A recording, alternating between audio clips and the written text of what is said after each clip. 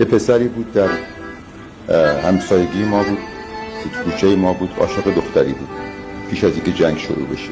به بهانه رفاقت با من می آمد کنار من میشستم و منتظر اون گذرگاهی بود که اون دختر قرار بود از اونجا رد بشه بره و بیاد. و یه روز نیومد، دو روز نیومد، سه روز به مادرش گفتم کجا رفته؟ گفتش که رفته جبهه. عجب، با این دلبستگی که به این داشت جنگ و ترجیح داد، جنگم تازه شروع شده بود. بعد من متعجب شدم. 1 سال گذشت، گفتن کشته شده، جنازش هم بین عراق و ایران مونده.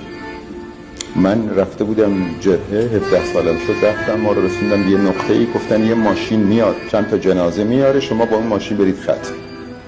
جنازه ها رو که آورد، من کنجکاو بودم جنازه ها رو ندیده بودم، ببینم از نزدیک. رفتم دیدم رفیقمه، اسمش رو دیدم، موی سرش که از کلاهش، استخونای پاش که از کفشش بیرون زده بود، از پوتینش بیرون زده بود، دستاش که اسکلت شده بود، یه اسکلت داخل یه لباس. اون شعر خاموشی لبه هامو یادت هست و من برای این گفتم تو عصر فروردین بی برگشت.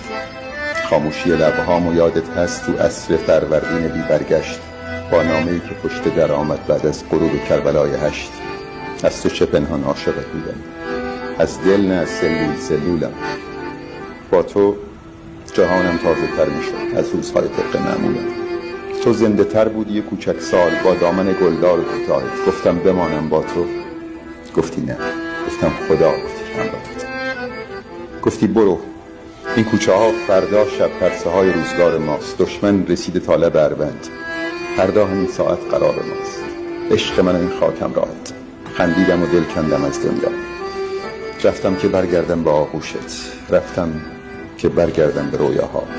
خون رفت، آتش رفت، من ماندم بی قلب عاشق زیر خاک سرد.